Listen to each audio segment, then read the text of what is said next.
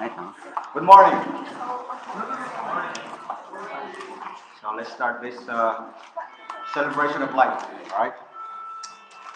Uh, on behalf of the family, we welcome you.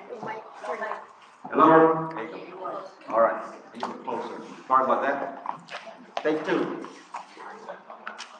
On behalf of the family, we welcome you and thank you for being here to honor and remember the life of Vincent, who passed away on April 27th, 2025.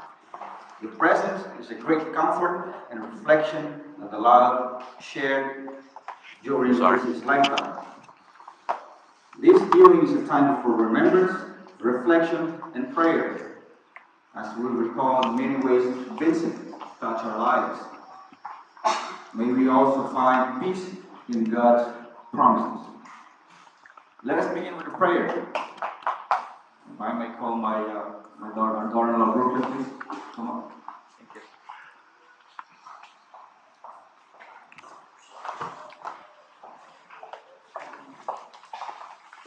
Please stand.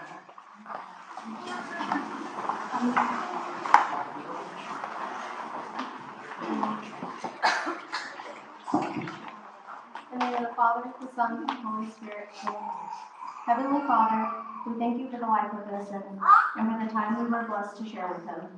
As we gather in sorrow, bring comfort to every grieving heart. Surround us with your presence, with your peace that passes understanding, and help us to find strength in your presence. May the love we share today honor Vincent's memory and draw us closer to you and to one another. Amen. In the Father, Son, and Holy Spirit. Amen.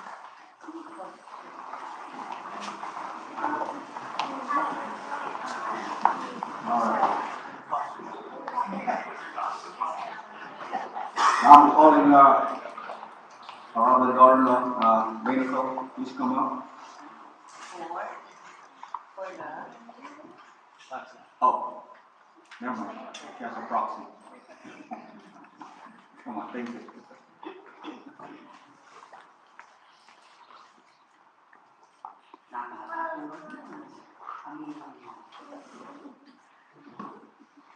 Do not let your hearts be troubled. You believe in God, believe also in me. My Father's house has many rooms. If that were not so, would I have told you that I am going there to prepare a place for you? And if I go and prepare a place for you, I will come back and take you to be with me, that you also may be where I am.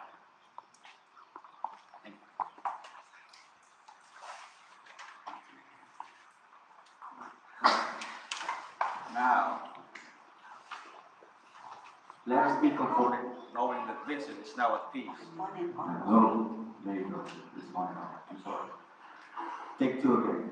Let us be comforted, knowing that Vincent is now at peace, and that God, in His infinite mercy, has prepared a place of eternal rest and joy.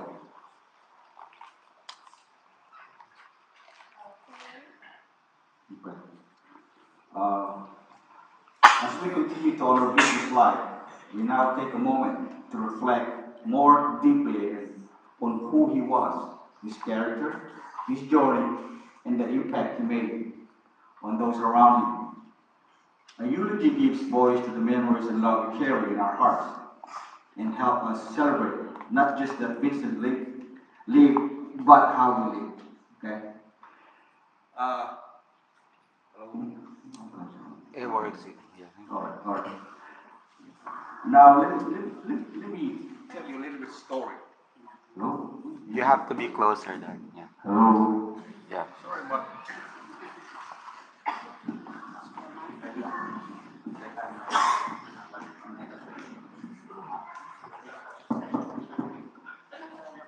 Hello? Hello? Okay.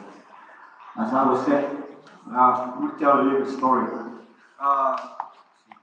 Malapit dapat. My whole family just recently went to Tennessee for a quick get-together. Our last day, we all came up and we're gonna do breakfast, right? So everybody's following Vincent or Boknoy as we call it. So he was leading, everybody's following him. We ended up on this open road, alright? Next thing you know, he's making a left turn. I'm like, what in the world is he doing making a left turn? You know what? We got lost. He's using a GPS. How can we get lost? Using a GPS. Closer. Alright? So that's how Vincent was. He's using GPS but still get lost. So anyhow, I'm gonna call Nanette. Please come up and say some words about Vincent. Thank you.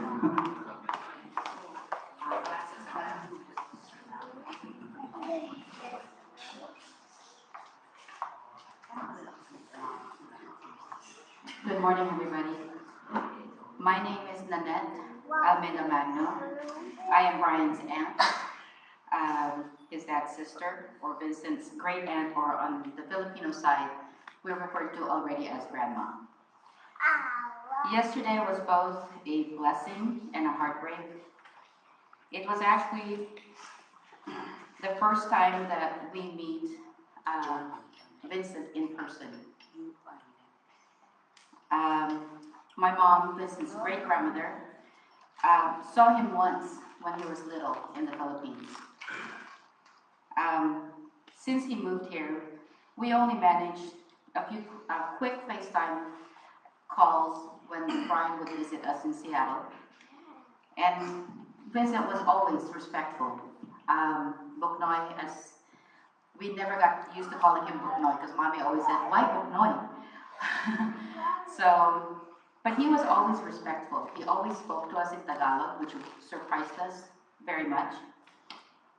But one thing that always stood out was the way he smiled. It was very infectious.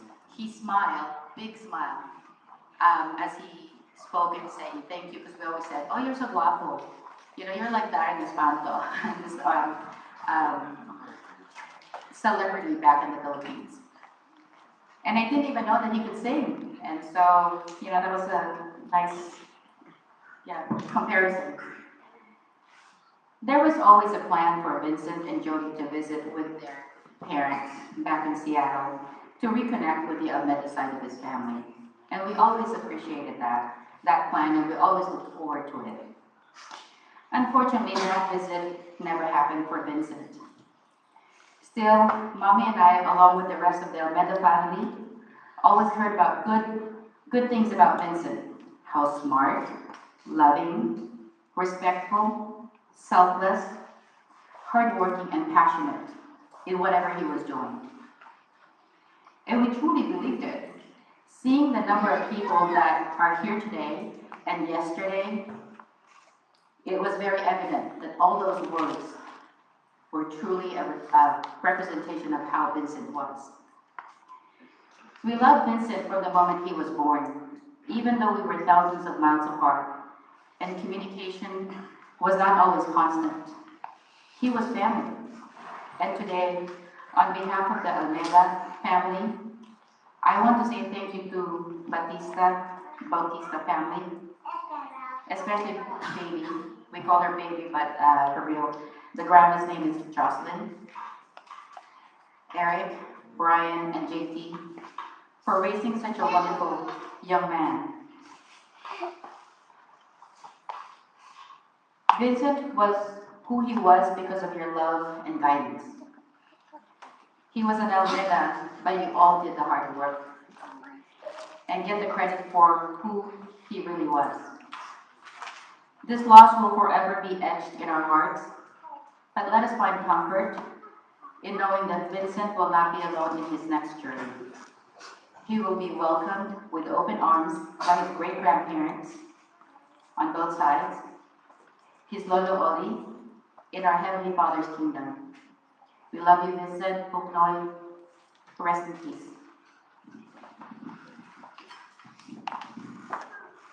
Thank you. Now, I'd like to invite somebody who's very special. Jody, the youngest sister of Buknoy Vincent. Their bond was one of deep love, laughter, and countless memories. Let's welcome her, please. Thank you.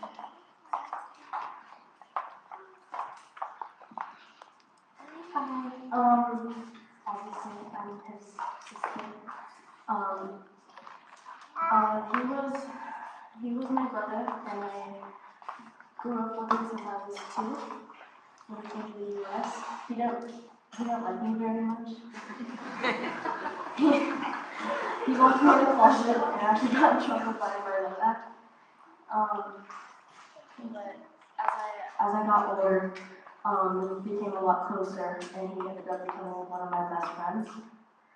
And more recently, when he moved out and when I got into high school, I would tell him everything that happened, whether it was just, a simple, oh, I had a test today, or, oh my gosh, you won't believe who I saw in the hallways, and like who my crush is and all of that. And for all of it, he was always there to listen and to support, and he was just someone I could always talk to. There was a lot of moments where I wish that we could have hung out more, especially when he moved out, because I didn't get to see him as much.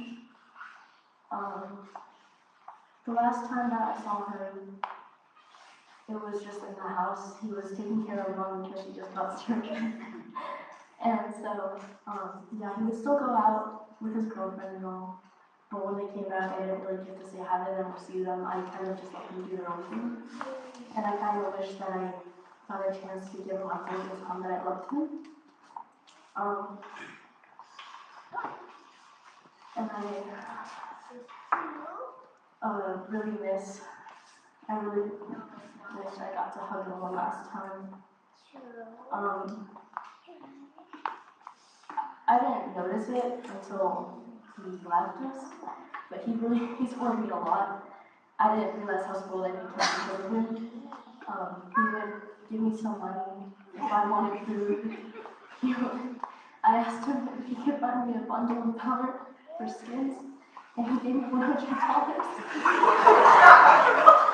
And I told him I would pay him back, and I never did. But yeah, the last few moments that I saw him, he was all smiles, he was always laughing.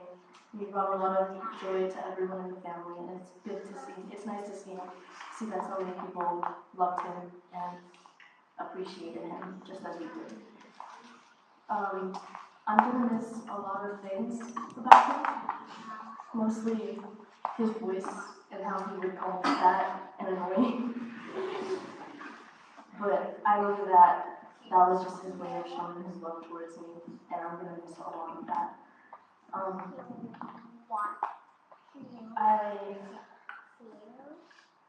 I wish that for one last time, I could have seen his Life 360 notification that said Vincent survived at home. Because it would have meant that he got home safely, and I would have been able to see him again. And I honestly would have liked everything to have that notification burn into my screen. I miss you so much, Claire. I love you, and I wish you were here to hear me say it again. And I wish I could have given you one last hug before you left. Thank you.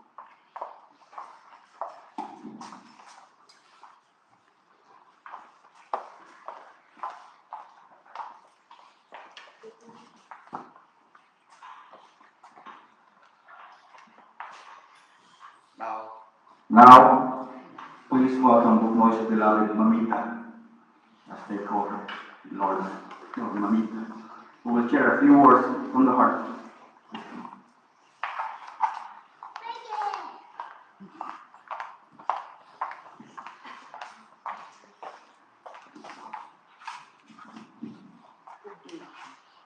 Good morning, everyone. Probably yesterday you met me. I'm the Mamita of Buknoy. I'm Jocelyn, the beautiful Mamita, of course. There are no easy words for a loss like this. It feels unreal. It hurts deeply. But in our grief, we also carry enormous gratitude for the gift of his life and for the love, light, and beauty he brought into this world. Vincent, or Pinoy, was my first grandchild, my first granddaughter, and I remember him as a little boy in the Philippines, full of fire and determination, sometimes a bit stubborn, just like his dad, always wanting to do things his way, but that spirit never left him. It simply evolved.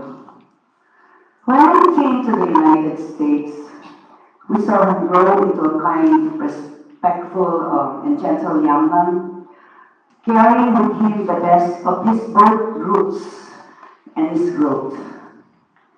He had incredible talents.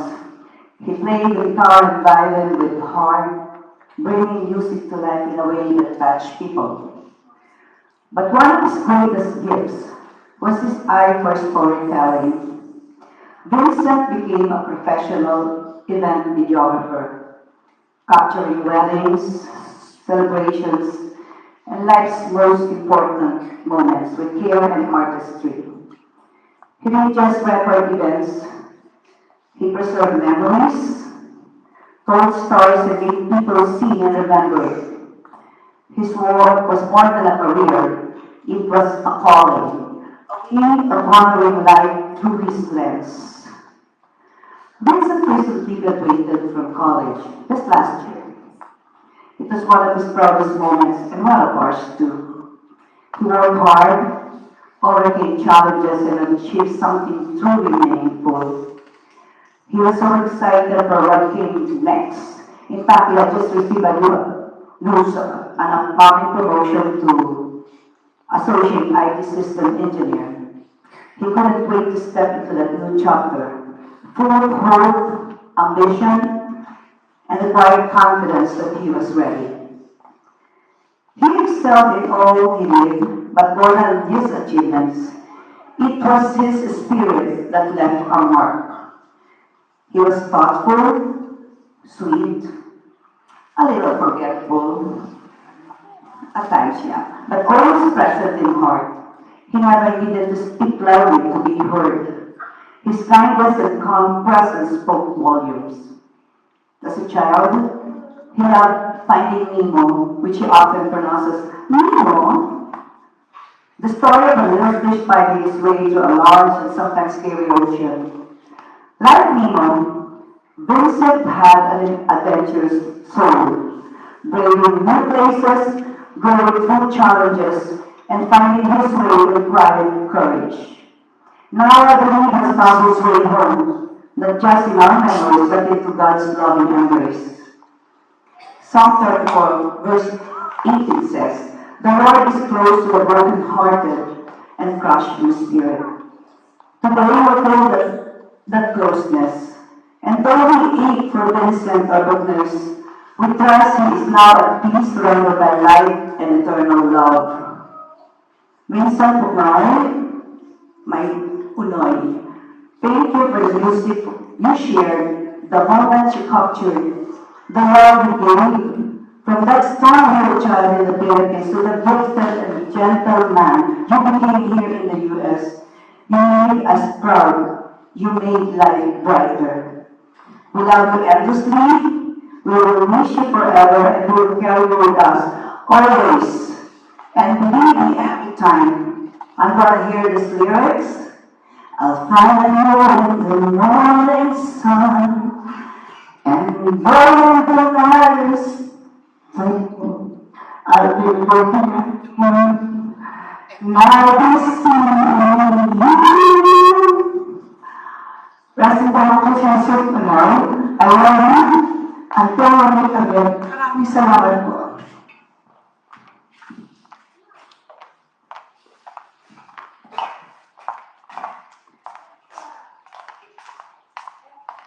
Alright, next, I'm gonna call on Dylan, Pinoy's best best friend, share some stories, funny stories, amazing stories about Vincent.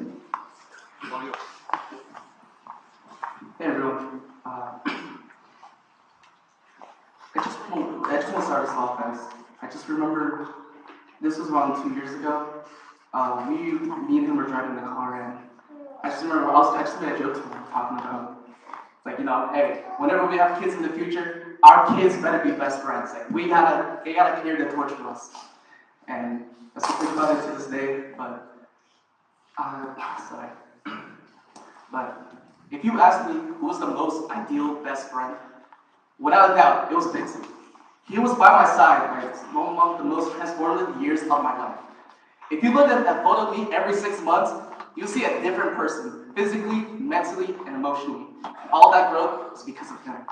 No matter what I came to him, whether it was serious or was it a dumb question, Vincent always listened. He never dismissed me, even when I was completely wrong, which was a lot of the time. But he had this incredible way of understanding how I felt, no matter what the situation was. He gave advice that always came from experience, wisdom, or genuine care. He was truly a rock to me.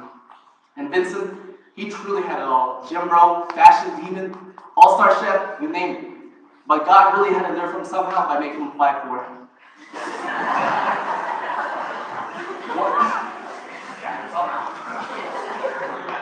One of my fondest memories with him was during our traditional Korean barbecue nights. In my sophomore year, every 2 weeks, we would go to the Vagabond and would eat them. There's no tomorrow. I gained a lot of weight because of it. But on one of those nights, we had such a deep and honest talk about the kind of people we wanted to become. Vincent told me how much he wanted to truly learn how to, wanted to learn to truly care for and appreciate the people around him. I shared how I admired his ability to know who he was worth caring for. We just sat there and we just honestly appreciated what the best we saw in each other, and we wanted to grow because of it. One of my last conversations with Vincent was at Breakaway Tampa during ISO. I still remember us hugging each other and promising that no matter what happens, we'll be homies for life, and that we're always going to be there for each other. But I just want to say every time, Vincent, thank you for everything. You always made sure how much, you always made sure I knew how much you cared for me, and how much I meant to you, and how much I deeply impacted your life. Granted, most of those times were drunk, but I just wish I had one more chance to tell you how much you really changed my life, and I really wouldn't be the person I'm here today without you. But I also want to introduce his close friends as well. Okay?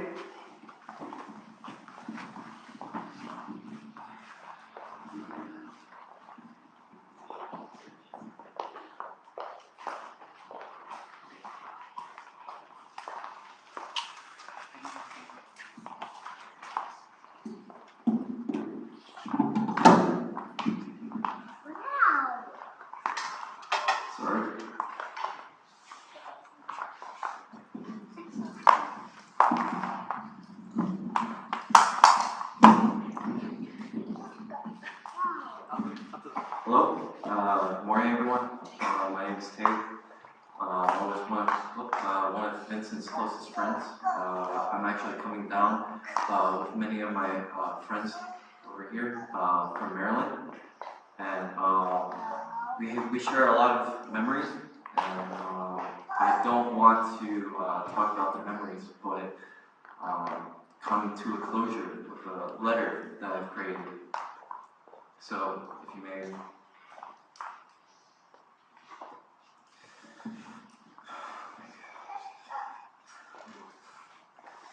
Vincent, may our memories lay with us, but may I express my testimony to you and all that is here.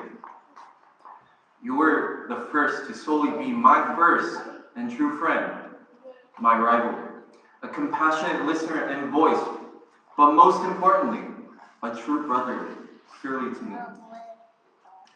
There are things that you will miss out as we all, your friends, family, and relatives, journey throughout this life. You have contributed to my character, my dignity, and given me the duties to care. My loyalty to our commitment has given me faith, trust, and strength from our bond. You have attributed towards my dignity to hold values, to care for people in a selfless manner when there are people in need. A duty that you have subconsciously given to me to withhold our values which we have carried in our blissful companionship. You are more than a chapter, but rather a volume in my novel of life. For 8 years, we have done all of the things to contribute to each other's lives. The values and practices that we have made in our lives blossom to reach the heart of others in our own world. And I will miss and mourn for the opportunities that I would have spent my time with you, knowing your presence is gone from this earth, but not from our memories. You are truly one of a kind.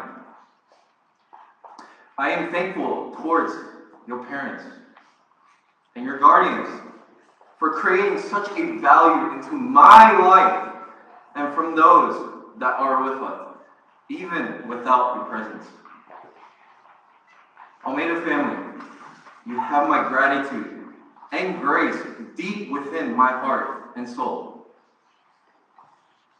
May you all have my blessings from our companionship, and may I give thanks to those that made you who you are.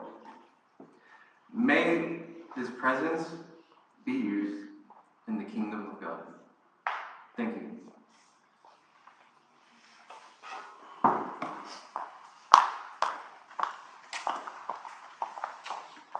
Next, I want to admit one of Vincent's closest friends was Nicholas. Nicholas can come up.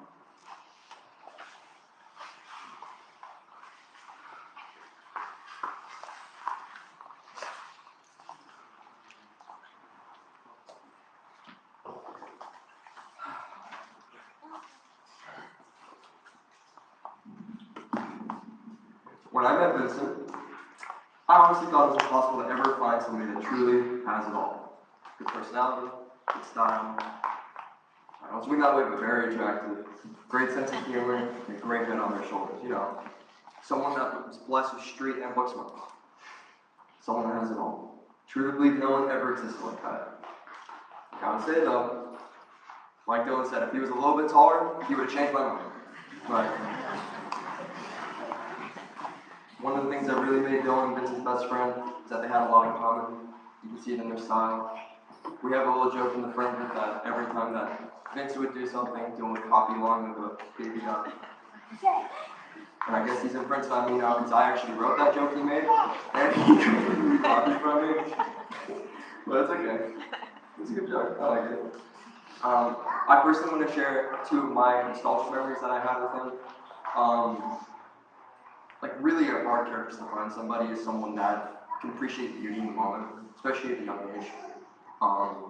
You know, when you're driving over a bridge, you see a sunset, you're able to stop and actually you don't take your phone out, you just look, right? Stuff like that. You know, we're all kind of a little bit of nerds, so we all get to go to Universal together, celebrate a birthday in the friend group, and he'd never been in Diagon Alley before. And I've been hyping it up to him. I was like, dude, you're gonna love it. It's gonna blow your mind when you get to walk in. You're gonna freak out. Your jaw's gonna drop. Similar to what Vincent's dad shared about his experience at Disney when he was 20. So we walk in there. You have to walk through this alley. It opens up and you finally see Diagon Alley. And I look at him and all I just see is just wonder. He couldn't talk for the first 30 seconds. And we managed to time it just right to where you walk in and that big dragon that's up in the distance gets to hit you with flame, and he was able to just feel the warmth, and I was able to just see him truly be excited like a little kid. To this day, I will never forget that moment. It's somewhere, I think I have it somewhere recorded on my phone, and I'd love to look back and see if I can find that video and share it if anyone would like to see it. And then the second memory that I'd like to share is when we went to North Carolina. Me, Dylan, Kasim, and I went camping, kind of, when we went to the house. house. But it was the first time that I'd ever been up in North Carolina and got to stay. And me and Casey were outside during sunset, and we just see some flashes of green. It's the first time I'd ever seen fireflies. And so like a little kid, I ran inside and he was like, Vincent, come look, you gotta come see this, man. And he runs out there with me, and we just stood in silence, just like peacefully observing the beauty of nature, because I never had a chance to see them before, and like I could tell he was doing the same. It was a really special moment to me, getting to appreciate nature like that with my brother. I also wrote something that's somewhat poetic, but I'm not the most creative person. If anyone here gets where the inspiration for this is from, you can make fun of me for being corny later. But I think you'll all appreciate it. The calendar loses a precious component. The remaining months we gather to mourn. The mourners play a melody while the seventh moon quietly rises. The moonlight pours over us. We feel the pressure to move forward, to honor the beautiful visage of that moon. Every night when the sun sets, its light reflects across the surface of our seventh moon, providing us with a guiding light, allowing the mourners to see each other even in the darkest of times. This verse refers to a requiem for the dead. I must ask you all, however, do you believe in the afterlife? Personally, I believe in ghosts, and that is why I will do as he would have wanted. Today, we should go wild. Thank you.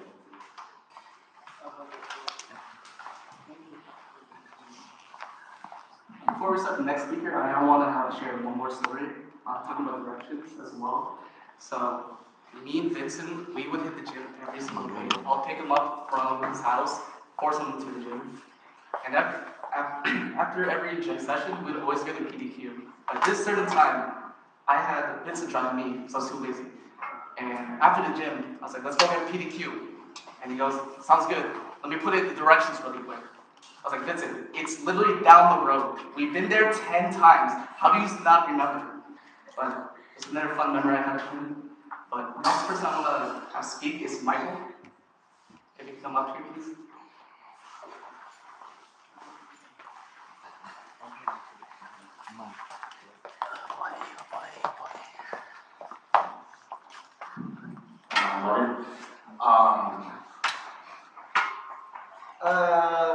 My favorite memories of Vincent are a bit more graphic compared to my fellow companions. For example, when I first met this guy, it was at Kate's party a couple years ago. Of course, we were all drinking, of course. And I just wanted to sit down for a little bit. Me and him bonded over the fact that we liked Keshi. I was like, okay, fair enough, cool guy, Keshi, why not? And then I guess he drank so much to the point where I was chilling, sitting on the cooler in Kate's kitchen, and he thought it was a good idea just to bounce his ass. Despite him being 5'4", he has some bumps too, right? And man. Well, that was crazy. It was like, all those everywhere. I couldn't escape it. It was insane. But and then out of that Kate, I was like, is he gay or something? Is he both ways or I'm a bit confused. I just met this guy. But after that, I kind of knew I messed with him. After talking to him through BSA and stuff like that, I understand that he was a great guy despite all that. He was nice, genuine. He definitely was very talented. He was a videographer, DJ, played instruments, edited videos, comp-sci guy. At that point, he could have became a fucking astronaut or a doctor or something. He was so goddamn talented. And then, when he finally turned 21, went to Alder's house. First, I had to apologize to Mrs. Mom and Dad. I may have threw up outside the pool. I apologize. So that was you? Yeah, that was me. Yeah, that was me. I apologize to Mom and Dad. I hope there's no stain on the patio or whatever. If not, I apologize. But man, we got hammered that day. We got whiskey, tequila, vodka, all that, soju, man, whatever's on the table. And so I knew at the moment, you know, when he turned 21 and Dylan turned 21, basically our friend group turned 21, we would go to the beach bars last summer, every damn weekend. Every weekend. There are moments where me and him would be dancing and he would just bend me over. I was like, alright, that's cool. Love you too, Vincent, you know? And there were times where we would drag him home from the bars and he would throw up on himself and then fall asleep afterwards in the car. Or we went to the Whataburger line. He just got the car and sat on the curb on the driveway. And, you know, at Rays, me, him, and Dylan would always be together for most of the time. And then we would just hug each other, tell us that we all love each other no matter what happens in life. One of the things that stuck up with me every time we're at Rays, granted, we're all drinking, so I'm not sure how applicable it is. But he always told me that when he ever had kids and stuff like that, he wanted to be a Nino for his kids. And it just sucks that he is gone now, and we would never get the opportunity. And yeah. So my stories of Vincent are more graphic than others, but he was a great guy. I love him to death. He is basically the best kind of guy who would you want as a best friend, for sure. Thank you.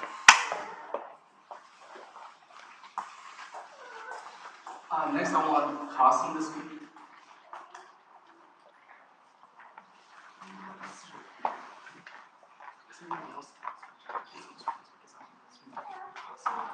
Thanks, Don. Like the same, I wanted to start off the story I wanted to start off with saying a story that I really truly believe Vincent was in the first name. Vincent worked out here at the Bailey's right across the gym, or right across the street, and one of my buddies had met his younger brother, and my buddy, his younger brother, was very upset to hear about Vincent's passing, and the one story he described to me was saying that when he first met Vincent, he felt like it was the only time where he could truly be his full self and feel appreciated and loved by another person. And once I heard that, that kind of stuck with me, and it really made me realize just what type of a man that Vincent was. Vincent was a man that no matter what room, where he was, wherever he walked into, he always came in with a positive smile and a positive attitude, and you just couldn't help but feel welcomed and relaxed when you were there. When I think back of all the memories of Vincent, everything that comes into my mind, the only thing I can ever think of images of him are just of him smiling. Smiling, laughing, he was always full of joy. No matter where he went, or no matter what was going on, he always saw the positives in everything. He was one of my most supportive, caring, and trustful friends I've had. More importantly, he was like a brother to me.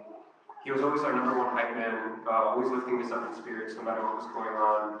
He was always telling me I was too buff, handsome, and that my hair was too perfect to be saddled with some girl in some situation. I can only assume he was talking about my beard when I had it. That would be my best guess. More importantly, I remember when we'd all go out to the beach bars with Mikey, and my phone would be ringing at 2 a.m., and the first thing that came to my mind was, all right, well, here's Vincent drunk calling me about to tell me that he loves me and he cares about me.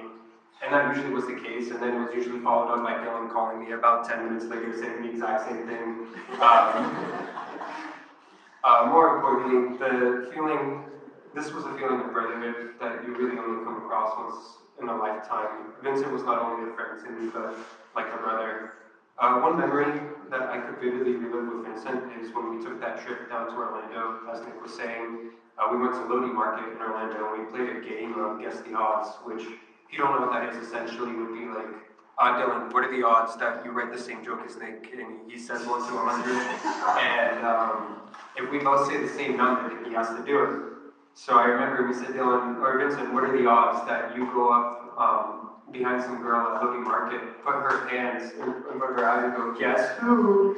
And he said 1 to 100. And I vividly remember, as we were counting down for the odds, I put my hand on the shoulder. I looked at him, and we both said the number 52 at the same time, and he started freaking out because he realized he had to do it now. But sorry, that was probably one of the funniest memories I have, because it's like our minds synced at the same time when we were looking at each other. But I wish we could have more trips, more conversations, more late nights out. But I like to think no matter what the trip we take or wherever we go, Vincent will always be with us as our most protective guardian angel, and heaven is lucky to have such a pure soul. Vincent, I want to thank you for always uplifting me and having confidence in me when I didn't have it for myself. These days aren't the same without you. I hope you're looking down upon us and protecting us. I love you, brother, and I miss you.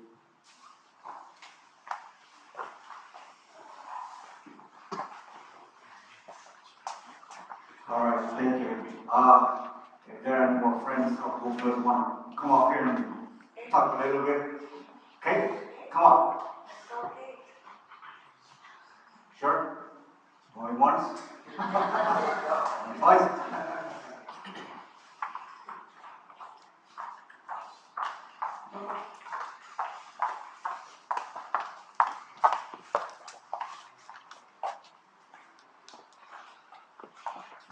Hello everyone, I'm Kate. I was fairly close to Vincent during his time at UNF, and as you can tell, Vincent had a lot of nicknames. He wasn't only just Vincent, Zire, Almeda, but he was also footnote to his family, being media to many local business owners here in Jacksonville, the UNF FSA president and the historian, and of course we can't forget DJ Zire.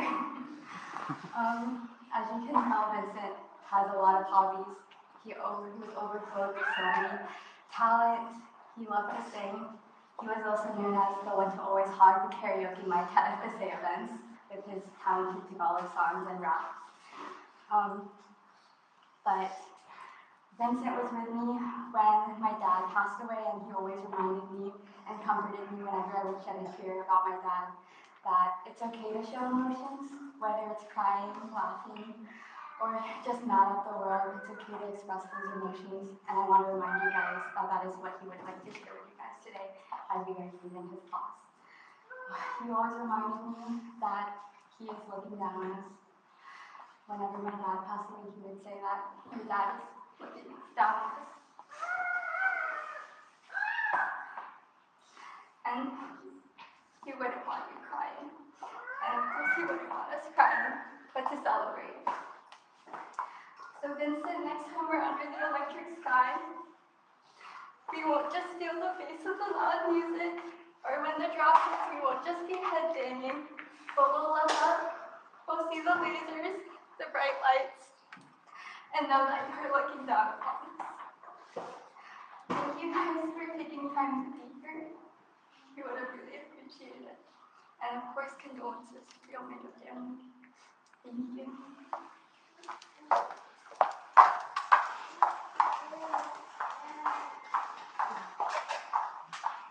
Thank you. Anyone want to share some fun memories? Well, Vincent, come on. Come on. Don't be shy.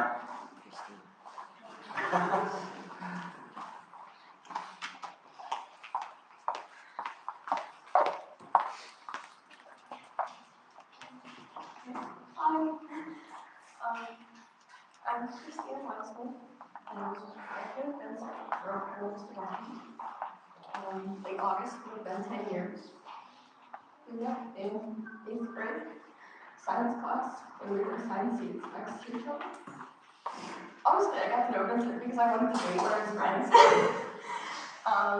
But throughout that year, we became so close and remained close.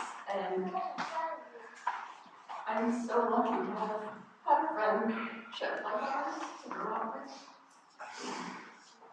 Sorry. Vincent really was one of the funniest people I knew. We probably roasted each other more than after we said nice things to each other. But we were only mean because we knew that love was there. He could never push me away, and there have only been 2 people in my life where conversations never stale, much to the detriment of our sleep schedules. We never ran out of things to joke about. I can remember summer nights where we would call on Skype, and every hour say, Okay, yeah, we should probably get off. It's late. I gotta sleep. But do you remember that time? And the cycle would renew, and sure enough, the sun would be rising in the morning when we finally said goodnight to each other. His laugh was infectious. Being around him always cheered me up. He never took himself too seriously. A bad day was always made better by being around Vincent. And that penguin costume was iconic. Vincent's confidence, too. He was so comfortable being himself. And it's something I've always admired. If I ever needed a hype man or a wingman, Vincent was there. And he was not afraid to speak up for himself for others, as he did for me probably too many times. He was so genuine, and he just wanted to see his friends succeed, and he had to be. And wow, he was so incredibly talented. I remember when he was first learning the guitar, we'd be on call, and he'd play me what he'd been working on. I told him, you should learn to paint it black. Not his music taste, but he ran with that. And every time we talked after that, or we were in the band room, he'd pick up that guitar and play the opening riff, and it got more intricate every single time I heard it. My junior year, I thought he could pick up any instrument and just play. It amazed me. Vincent cared about my opinions and interests. I was overjoyed when he started listening to the Beatles. He got me Please Please Me on vinyl, and I got him a book, which I've been told he valued so much more than I would ever thought. Vincent even brought me a ukulele from the Philippines, and whenever I picked it up, I was reminded of my friend who's so far away, for it was a token of friendship. So often, I felt alone and misunderstood in school, but I always felt that Vincent understood me. I was there for his first breakup, and he was there for mine. He would call me on my birthday every year. It was one of my favorite gifts. I always looked forward to talking to him. We gave each other solid advice and never minced words, and that honesty was really needed. Vincent was a rock for me and so many others, and it's no surprise the crowd of people that have come today to celebrate his life and yesterday, because everyone was a friend of Vincent's. Sorry. He changed my life with a wave of his hand. Knowing Vincent Almeda as well as I did was a blessing. And he's passed, but he's passed on to better places. And I won't soon forget my sincerest condolences to Christian, and Karen, JT, and Jody. The rest of your wonderful, wonderful family. Thank you.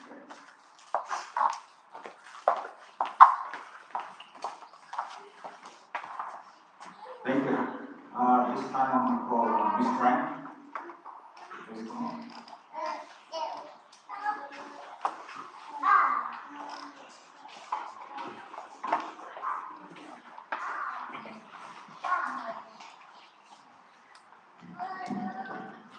I'm Trey, and I was one of Vincent's close friends and family. I guess I didn't write anything because I didn't think I could speak. I guess I'll share like a funny story.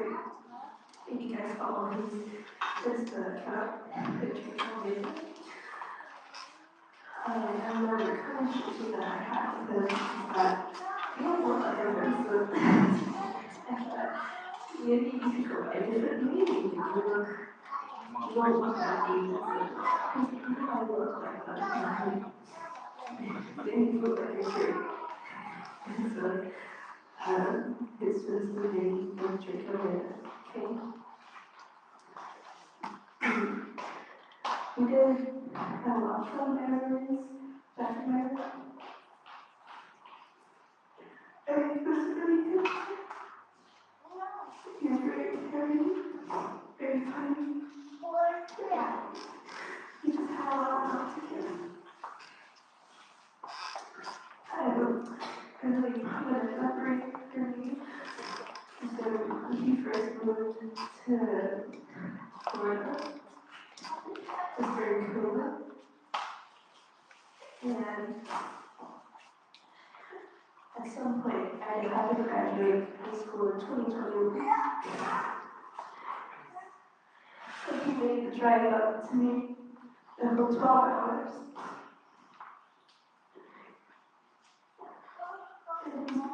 And he had a lot of things we went to the museum, we went to the garden. I fell really shit because I was so careless.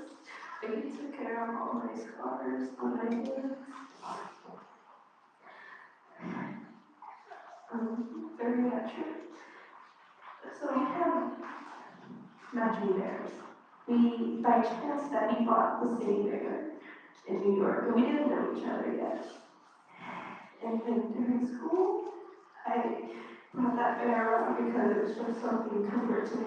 And he came up to me and said, "Hey, I have this bear." So he brought that bear to school with me. And then everyone knew those bears is up here. This one's brown. So right now we have New York. So we came back up to Maryland. We switched bears. And we told each other that the next time we'd switch back. I think one of the biggest regrets is that the time that I chose to drive all the way come back to Maryland to Florida is to like switch back. But for sure, Brad will take care of him.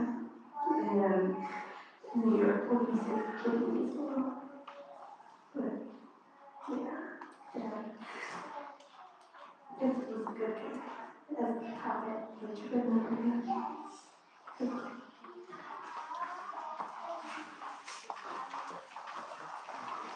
you. This time, I'm gonna call our youngest son, Vincent's uncle, Jeff.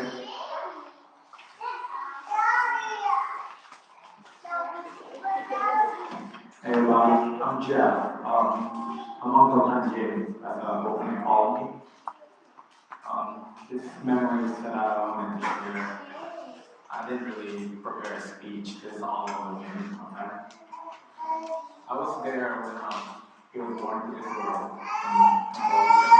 and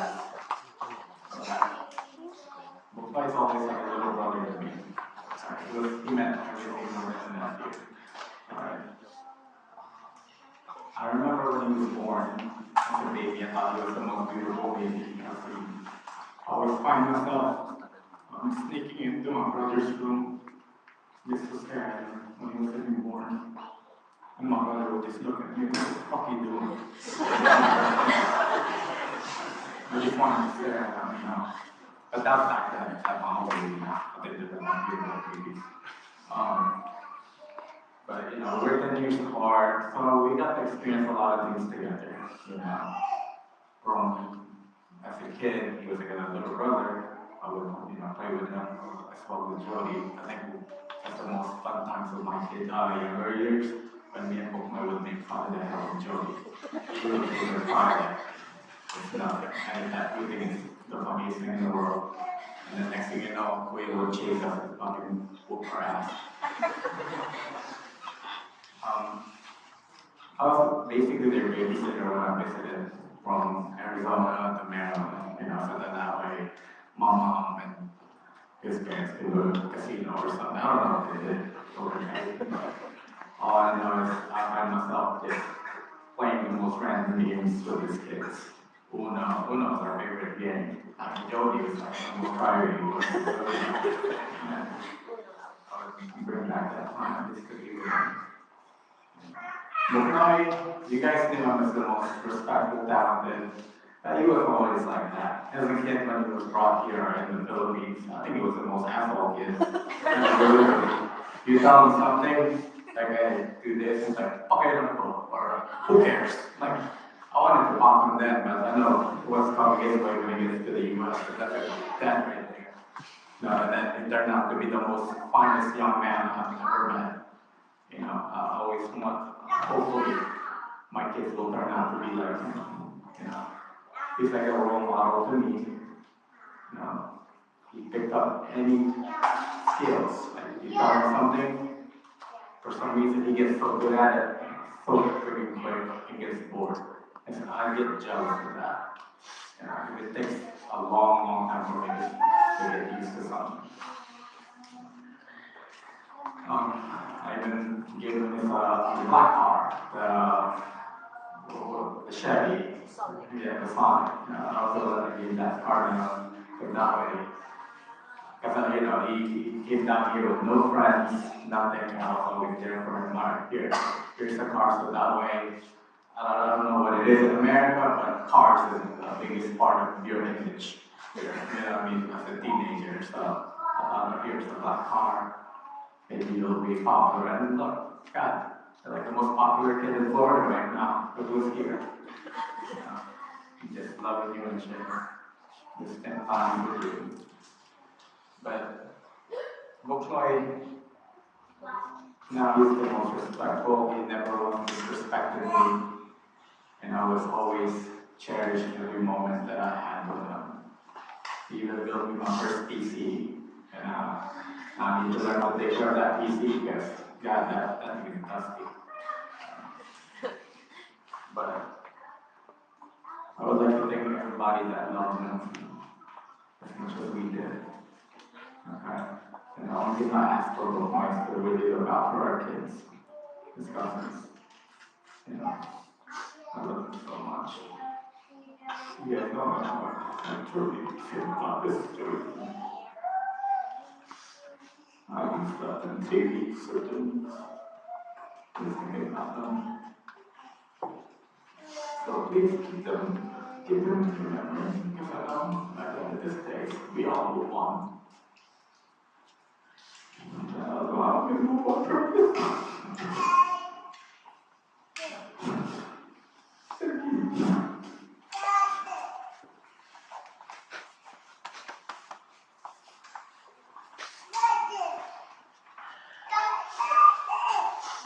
Alright, thank you so much.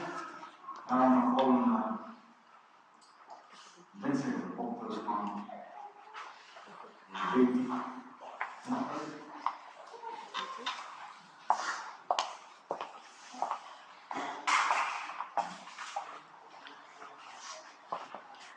Good morning, everyone. My name is JT Almeda. I'm Vincent's stepmom. I want to start by thanking each and every one of you for being here today to celebrate the life of our son, Vincent. Your presence means the world to our family, and it brings comfort in the middle of our sorrow to see how many people came to honor his memory and how many lives he touched.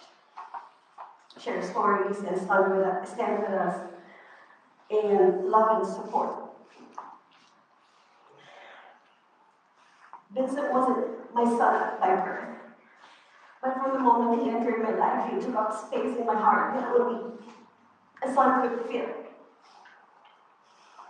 He was only 7 years old when he came to the United States, and from that point on, I started loving him as my own.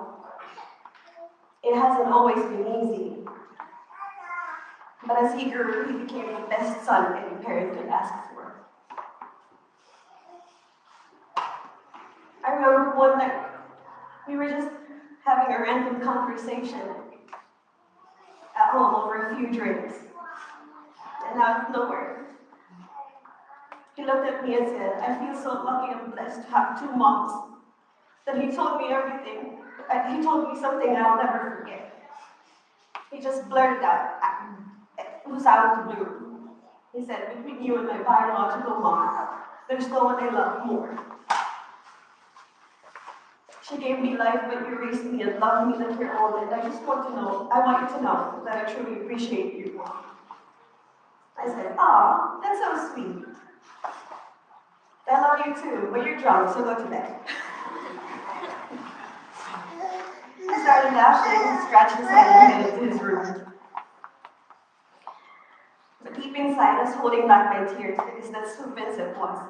He was such an affectionate and sensitive man, never afraid to express his love and always making sure that the people in his life felt it. Vincent had a spirit that was both strong and gentle. He was fiercely loyal, deeply protective, and had a presence that made you feel safe and seen. There's never a dull moment when he's around. His laughter, his mirth, his honesty, his perfectly timed one-liners. Those are the moments I will carry with me forever. He didn't just love with words, he loved with action. He was the kind of person who would show up when it mattered. He didn't need attention or praise. He loved quietly, but very deeply. And once you were in his heart, you're there forever. Vincent believed in God. He always asked me to take him to church and go to church with the whole family. Sometimes he wanted to go to church more than I did. His faith was personal, not always loud, but always sincere. And I believe with every piece of my heart that God saw him, knew him, and welcomed him home with grace and open arms. That thought brings me comfort even in the middle of this heartbreak.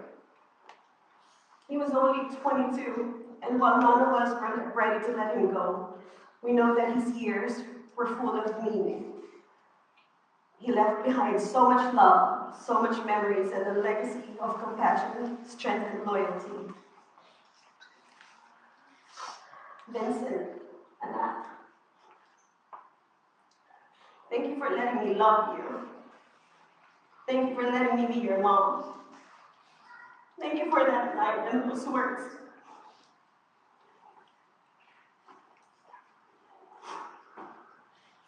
And for every single moment in between.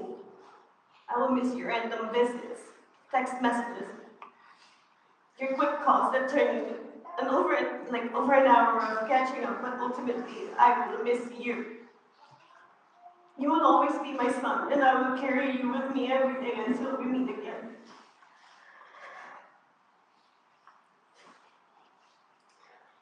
Rest peacefully, my sweet boy. I love you more than words will ever say.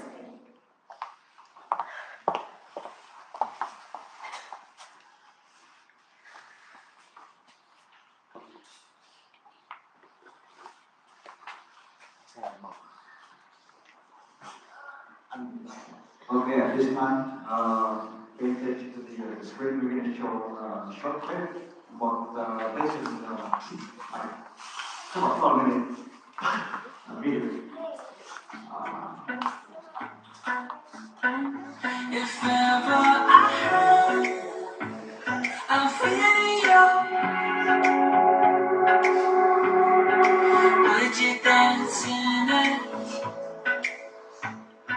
Would you dance in it? Oh, sunshine, you are the sunshine. Let it in, let it in. Oh, sunshine, you are the sunshine. Let it in, let it in.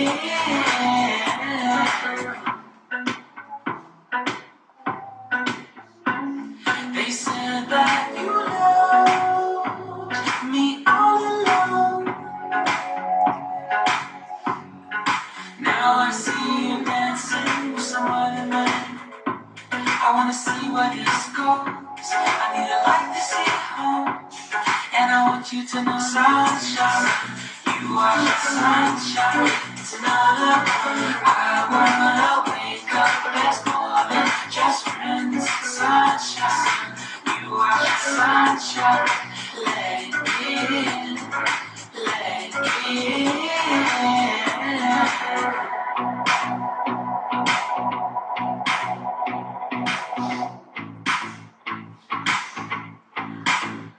And I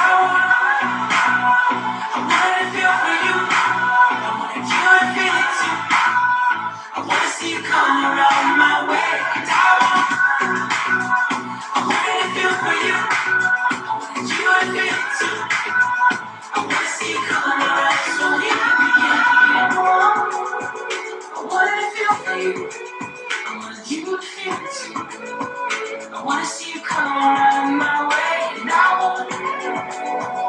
wanna feel for you, like you are feeling too. I wanna see you come around so we can begin. Sunshine, you are my sunshine. Let it in, let it in. Oh, sunshine, you are my sunshine. Let it in, let it in.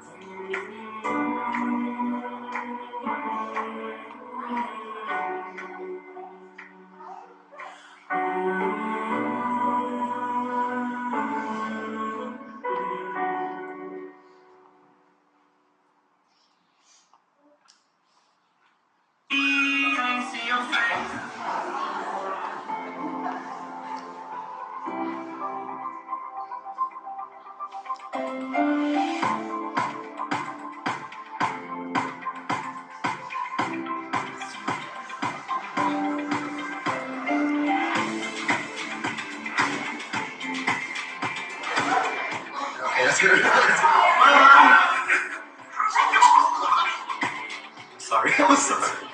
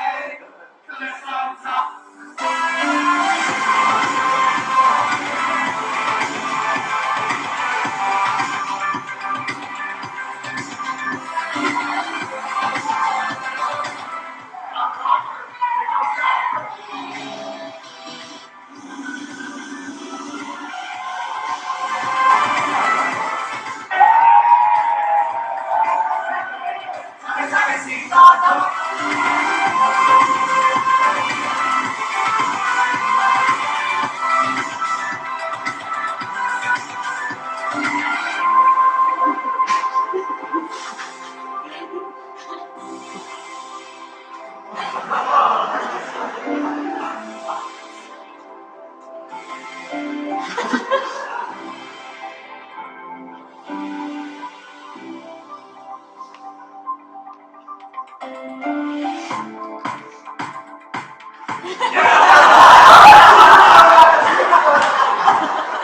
swear we were gay. We were gay.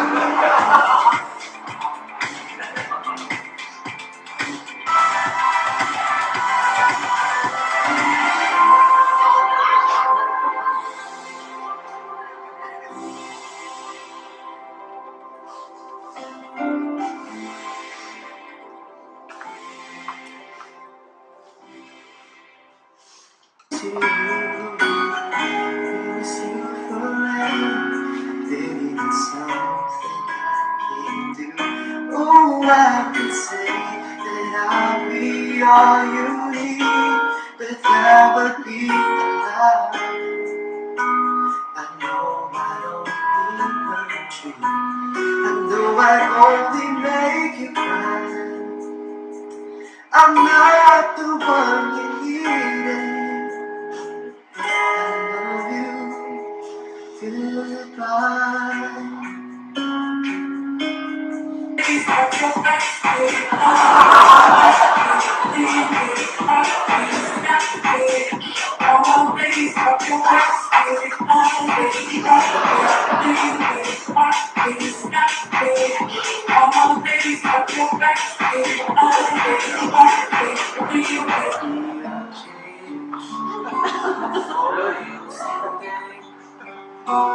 But I can't help the way I feel. Wish I was good. Wish that.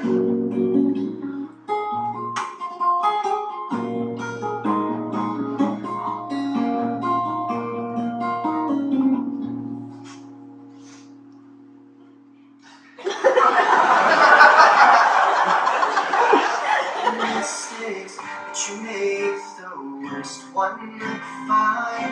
I should have known it was strange. You only come out at night. I used to think I was smart, but you made me look so naive. The way you sold me for parts as you sunk your teeth into me. Oh, bloodsucker, fiend fucker, bleed me dry like a goddamn vampire.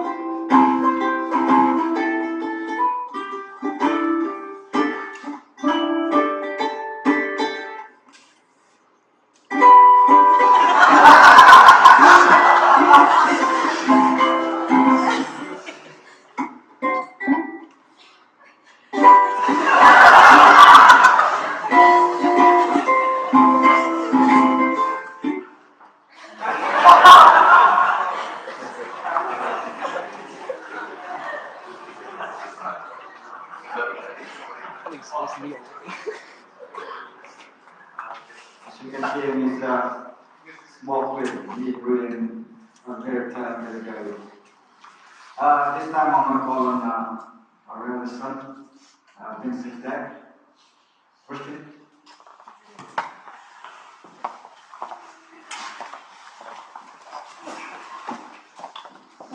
Hey, good morning. So I've been watching that video and then go give a speech. That's gonna be pretty hard to do. But first of all, Ani, Vincent's girlfriend, wanted to be here, but for those of you who are not aware, she is still at the hospital recovering. So let's all pray for her speedy recovery. She really wanted to be here. That's what Vincent would have wanted for us to do as well. First of all, I want to thank my family, because if it wasn't for them, I don't think I would be able to put this whole thing together. And make things easier. So thank you so much to, my mom, my dad, my wife, of course, Jody, and, my brothers and sisters. Thank you so much. And of course, my friends, our friends and family, and everything. So thank you so much. Okay. So Vincent was born July 2002, around 6:25 p.m. I remember I was actually out of the house. I was 19 years old, and my cousin actually texted me, and she said that my Vincent's mom, she said, I think she peed herself. And I remember I responded, it's like, what the hell is wrong with her? Because at the time I didn't know that, before you give birth, the water breaks, so I thought, is she crazy? Why would she pee herself? And then after that, she went into labor for roughly about 4 hours, and then around 6:25 p.m. Vincent was born. I remember he was the most beautiful baby that I've seen. Barely cried, but I was at the time concerned about his mom. She gave birth to Vince at home, so I thought that when I walked in and I saw like blood and guts everywhere, I'm sorry for those of you who are eating, that was the most disgusting thing I've ever seen in my life. And then the midwife was kind of explaining to me, I said, this is the placenta, this is the, I said, I don't care. Just remove it from my face. But since he was a baby, he really didn't give us any problems. I remember when he was 2 days old, we were sleeping in a very small bed. I think it was a twin-size bed. And we woke up and Vincent wasn't in the bed anymore. I was like, where the hell is the baby? Right? And then we were surprised to see him on the floor. Wasn't crying, he was just moving around like a little baby. I was like, what happened to him? He fell, but he didn't cry. I was like, that's amazing. And then throughout his life then, when he was a baby, we would always guess if he was hungry, because he never cried. Right? So I would always have to look at my watch and be like, hey, it's been an hour. Maybe he should eat. Maybe you should feed baby. And that's what we did then. And then growing up, because I had to leave for the United States back in 2003 when he was only 6 months old. And then when I left, Vincent was just smiling. By the time I came back a year later, he was already talking. So I missed those, that year where he was developing his first speech and everything. So when he was growing up then, I missed it a lot. But I was surprised because when I came home, he still knew who I was, and he called me Daddy. Right? So of course I was happy to hear that, right? And then I left again. And then when I came back, he was 2.5. Back then he was already playing with a laptop, drooling all over it, playing with Nick Jr. And I remember I looked at his mom and I said, when did he learn how to use the laptop? Oh, he's been doing that for a few months now. And he didn't use a mouse, he was actually using the trackpad where you use your finger to use the mouse or anything. That's a hard thing to use, right? But growing up, I've always tried to give him everything, but Vincent never really asked for anything. He was just happy for me to be there. And then my dream back then was to bring them over from the Philippines to the United States. That's why I joined the military. Now, things didn't work out between me and his mom, but luckily enough, his mom was kind enough to give up custody of Vincent. That's why I was able to bring him to the United States when he was 7 years old. And during that time, he wasn't the nicest kid. So So the Vincent that you guys met now, he was always smiling, positive, inspiration to everybody. That wasn't always the case. Vincent didn't have an expression on his face. He was just always mad. And I remember when he first got in the United States, he thought that my current wife at the time was my mate. Yeah, because in the Philippines, we had 3 mates in the house, so he thought I had my personal mate in the United States. So he didn't call her mom or anything, he just called her hey. So that was the Vincent that we knew, and I remember I looked at my wife, I said, I think he's going to be a serial killer.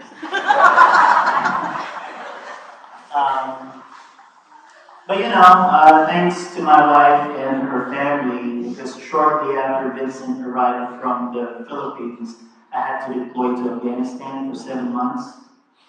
And my wife truly, babe, thank you so much for developing Vincent and contributing to how he became shortly after that. You know, when Vincent was a teenager, it wasn't easy for us, right? I'm sure we've all heard of anxiety and depression, but for those of you guys that grew up in the Philippines, it wasn't really talked about there. You know, Filipinos are mostly resilient. If there's a problem, or even if they don't have any money to go buy food, they're still happy, right? They're just happy to be there. So when Vincent was 13, I remember he came up to me and said, Dad, I think I need to go talk to the doctor. And me not knowing what it was back then, I was like, oh sure, okay, let's go. So we went to the doctor, and you know how they were starting to ask, you know, like the standard questions of, okay, do you have any thoughts of you know, harming yourself and stuff like that? And I remember Vincent responded, yes. And so I was dumbfounded, and I was like, what the fuck? Yeah, and then the doctor looked at me, and she's like, Mr. Almeda, would you mind stepping outside so I can talk to Vincent alone? So the doctor talked to Vincent alone for about 30 minutes, and then finally she walked out, like, can I speak with you? I said, sure. I was like, what the hell was that? And she's like, he's just bored. Give him something to do, right? So that's when he joined the marching band. That's when I gave him that guitar over there that you guys see to your right. And I said, hey, learn this. And he's like, well, are you going to, you know, like, send me do guitar lessons or something? I said, no, there's YouTube. YouTube. And so he did, and then 6 months later, he was playing like he was Eric Clapton, right? And then shortly after that, he was playing the same songs that Song Jo, I don't know if you guys know him, was playing. I was like, man, this guy's really good. I said, I wish I had that talent, because I know how to play the guitar, but I'm nowhere near how Vincent played it. And then he also was into Rubik's Cube. At the time, he said, Dad, I haven't solved the Rubik's Cube in less than 10 seconds. I said, shit. Show me. And then it took him 2 months, but finally, I think his fastest time was 8.3, right? I've always supported his hobbies. The Rubik's Cube that he wanted is one of those like pretty expensive ones where you actually put lube in it, so that way you can fill around it pretty fast. And then after that, I think somewhere around 2018 was when he started developing his passion for photography. I remember his first models were his mom and Jody. Right? We were at the Cherry Blossoms Festival, and he started telling them, hey, maybe you should stand behind this flower over here. And then after that, he said he wanted to do photography. And he was using our old SLR that was supposed to be my wife, because she thought she had an active photography. So Vincent was using that. then fast forward to what he became. You guys saw how talented he was with video editing, with his photography and everything like that. So pretty much Vincent, every time he had thought of something to do, he always did it for the best. Even when he became a computer programmer for Florida Blue, he became so good at Python, because his dad has a degree in computer science, which, by the way, when he was in high school, he always thought he was going to be a pilot. For the longest time, so ever since he was a kid, he was like, Dad, I want to be a pilot. So junior year, he still wanted to be a pilot. I was like, well, you know, to become a pilot, you have to prepare yourself to become it, right? Just because you thought it doesn't mean that it's what's going to happen. So he realized that in senior year in high school, and he said, you're right. I want to become a computer programmer just like you. I said, I'm not a computer programmer, I hate that shit. I said, I'm a systems engineer. He's like, no, but I want to take up computer science. I said, back then, son, I only have one rule, and it's the same rule that applies to Jody. I said, I don't care what you want to become. If you want to become an astronaut, a doctor, or whatever, I fully support you in that one. But once you pick a major, you have to stick to it. I said, you can't change your mind. Gotcha, Dad. So second year in college, in his sophomore year, he asked me, he said, Dad, can I change my major? I said, sure, but not on my dime. He's like, I want to become like an information management something, right? I said, that's the same thing. I said, so what the hell do you want to change your major for? I said, no, that's not my rules. If you want to change that, you have to do it on your time, because you can't do it alone. I'll never forget it, I didn't do it anymore. So last year when he graduated, right, and he got his bachelor's degree in computer science, that was one of my proudest moments. And I'll never forget, he actually came up to me and said, Dad, thank you so much for not letting me change my mind, because otherwise I would not have finished my college courses, right? And then shortly after that, we went to the beach bars, and I was buying shots for all his friends because I wanted to be a part of that celebration, right? I don't know about you guys, but in the early 2000s, in my time in the club, if two gentlemen lock eyes for more than 3 seconds, there's going to be a fight. So I was actually shocked when we were at the beach bars and Vincent was dancing on the dance floor with a random stranger and they locked eyes. I thought there was going to be a fight, so I was getting ready for that. And then they looked at each other and they grabbed each other's face and screamed and started running on each other. What the fuck was that? Yeah, I said things have certainly changed. You know what I mean? So that's when I actually realized that Vincent was actually a lover and not a fighter. But yeah, so throughout his entire life, you know how when we all become teenagers, and I'm guilty of it as well, right? That when our parents yell at us, I talk back. I yell back. I even used to break things when I was a teenager, since I can't hit my mom back when she would punch me in the face. I would just break something else. But Vincent, his entire life, whenever I would get upset about anything, because when he first learned to drive, I don't know what it was, but he would only crash my cars. All three of them. So I got upset with him, and all he did is sat there, looked down, and said, I'm sorry, Dad. Recently, I got mad at him when I was in Australia, because Jody called me and said, Dad, could you just leave everything in the kitchen? I'm tired of fixing it, because I gotta work, I gotta do this, I gotta do that. So I called Vincent, that was around February. I said, hey, if you can't help your sister, then what the hell are you doing there? And then Vincent's response was, you're right, Dad. I'm sorry. So how the fuck would I get mad at that kid if that's the first thing he's gonna say, right? So I was like, alright, so love you.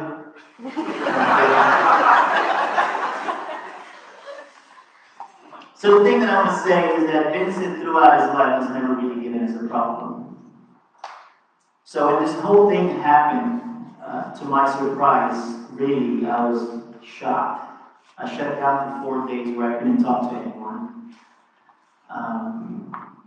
Because as a parent, I've always allowed a certain threshold of mistakes for my kids to make, because I made the same mistakes when I was younger. I just didn't know that the only mistake he would make would cost him his life. And up to this day, I'm still finding the answer as to why God would take Vincent from us. Because he was such an amazing soul. As, evidence of every single person that are here right now. I don't normally cry because I've always been the strong person in the family. But I have to admit that when Vincent passed away, I was broken. And I'm asking God as to why He would do this to us. And then my wife told me that maybe God has a bigger reason why Vincent was taken so soon. Maybe it's to raise awareness about what's going on at these rave parties. That hopefully all of you guys that are here right now watching us mourn for our son's death would see that it's okay to have fun. Just try to do it cleanly. I'm not ashamed of how Vincent passed away because that's not the person he is. He's not a drug addict. He's not a crazy person.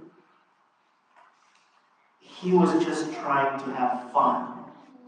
And unfortunately, all that fun that he was trying to do cost him his life. On my way to the hospital that night when I was notified, I was praying to God. I said, Lord, just give my son a second chance. One last time, I know I'm going to do it, whatever that means. Right? But when I arrived at the hospital, Vincent was already dying. And I had to pull the plug because he was already brain dead according to the doctor. You guys know how hard it is to make that decision. To pull the plug on your son, knowing that he'll never come back. So please, when you guys go out there and party it out, do it cleanly and do it responsibly. My last interaction with Vincent was Wednesday night when he was prepping his backpack for the breakaway in Tampa. I don't know if you guys have seen his backpack, but it was very colorful. And it was him and his girlfriend at the time, and they were both laughing. And I said, hey, I gotta go to work early tomorrow, but you guys have fun out there and be safe, alright? And Vincent always, every single time I say goodbye to him, would always say, I got you, Dad. I love you. Right? Not knowing that that would be the last time I'll ever see him. It is the most painful thing I've ever experienced in my life.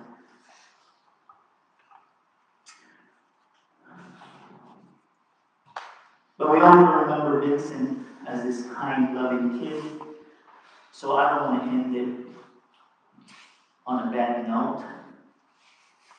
As you all know, my son has been strong, he's been smart, he's been affectionate and everything. He only had one weakness: directions.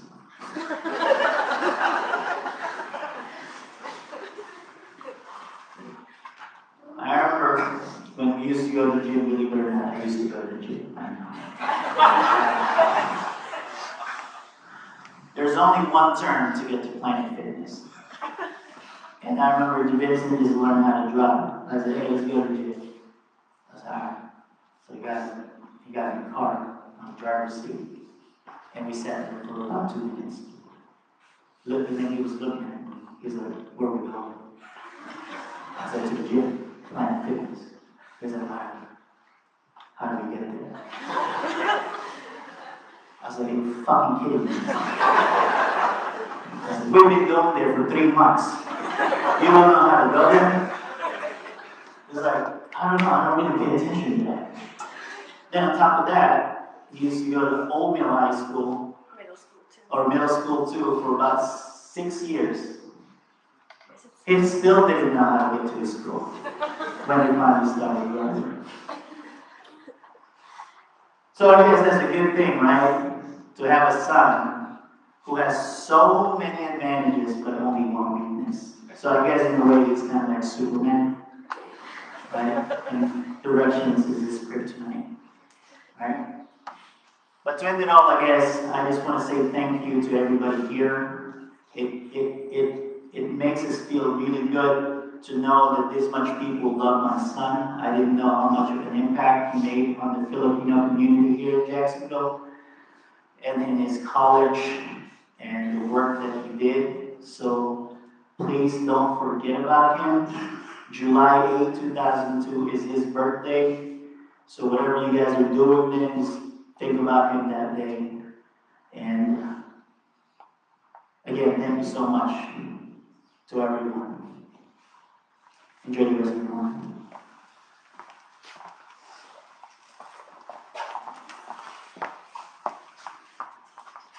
Thank you, son.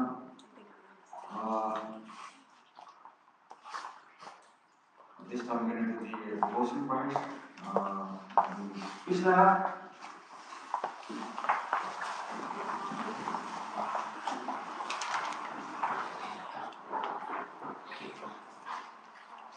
In the name of the Father, and the Son.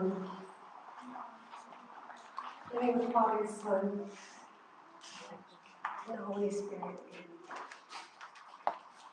Heavenly Father, we thank you for the gift of Vincent's life, for the love we give, and for the memories we now hold dear. As we prepare to leave this place, may your peace go with us, comfort us in our sorrow, strengthen us in our grief, and help us to walk forward with faith and hope. Remind us that death is not the end, but the beginning of eternal life for the earth.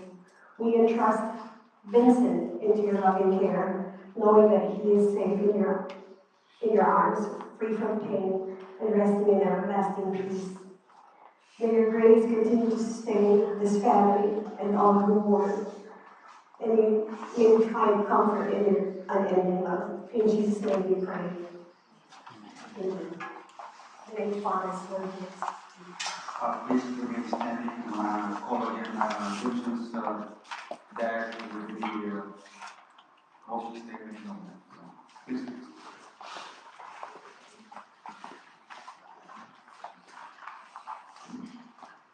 As we bring this time of remembrance to a close, we are reminded that though Vincent may no longer be with us in the physical sense, his spirit, love, and legacy live on in each of us. May the memories we've shared today bring comfort in the days ahead, and may we continue to honor his life through kindness, compassion, and love.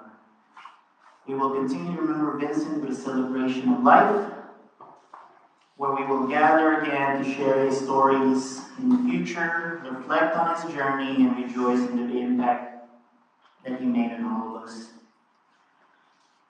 On behalf of the family, thank you once again for your presence, prayers, and support. May God grant you peace and strength as you go forward from his place. Go with peace. Thank you. At this time, I need you guys stay good. Let's do a round of applause as loud as you can. We'll bring you here out there in the heaven. Please.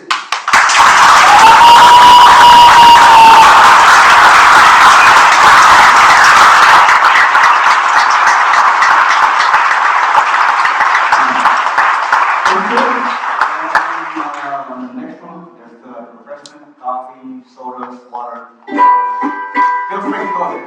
Thank you. Thank you. Can we play this play? I just have my phone.